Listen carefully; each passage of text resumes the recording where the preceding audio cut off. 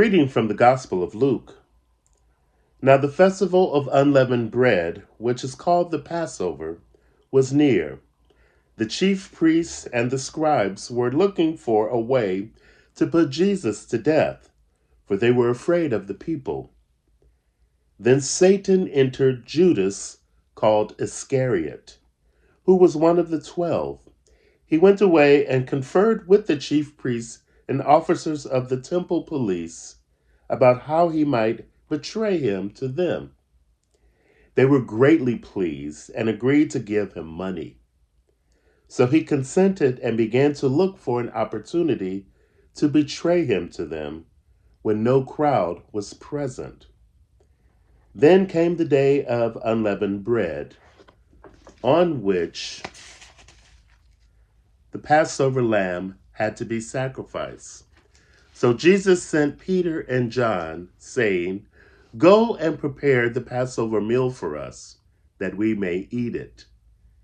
They asked him, "Where do you want us to make preparations for it?" "Listen," he said to them, "when you have entered the city, a man carrying a jar of water will meet you. Follow him into the house he enters, and say to the owner of the house, 'The teacher asks you, where is the guest room where I may eat the Passover with my disciples?' He will show you a large room upstairs, already furnished. Make preparations for us there."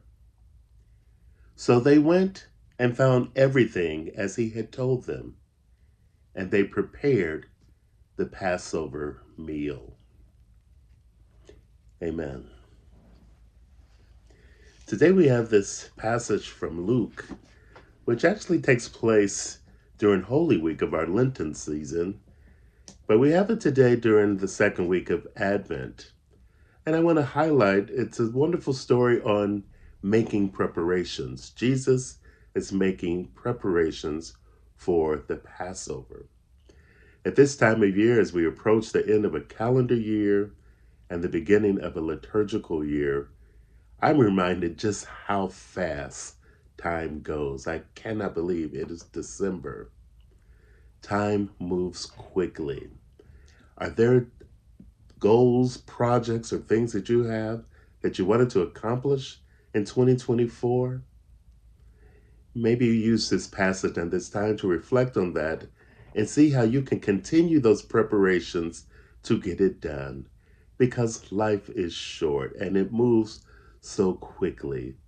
So may we be encouraged to get those things done, whether they're assignments that we wanted to do for self-improvement or things around the house, or something of a deeper nature that God has put on your heart.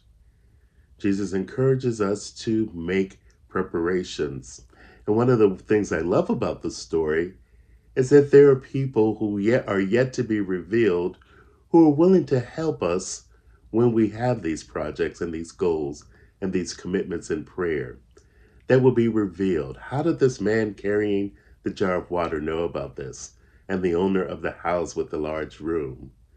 God will send who we need when we need to help us accomplish those goals that we have. It's not too late to get them done. But there's a darker side of the story also, isn't there? The temple police and the chief priests and scribes, they are also making preparations to do Jesus in. And what about the third verse, I think it is, where it says that Satan entered Judas, called Iscariot, who was one of the 12. Are there dark forces that can enter us and persuade us to do things contrary to what God has put on our hearts? I know when I was growing up, there was this phrase that people used to like to say, "The devil made me do it." Does the devil make us do things? What does that say about freedom? What does that say about our agency and our control? Not so comfortable to think about. But also to remember, when we are making preparations for something that's important, there are forces that will get in the way to try to distract us from our mission. But God has given us people, tools, faith, to accomplish those goals. No matter what or who gets in the way, Jesus will help us prepare to meet that objective. And at the end of the story, they sit to have one more meal with Jesus. Blessings to you on this Advent season. May you be encouraged in your preparations, whatever those might be, for whatever goals that you have. Know that God will help you accomplish them. Amen.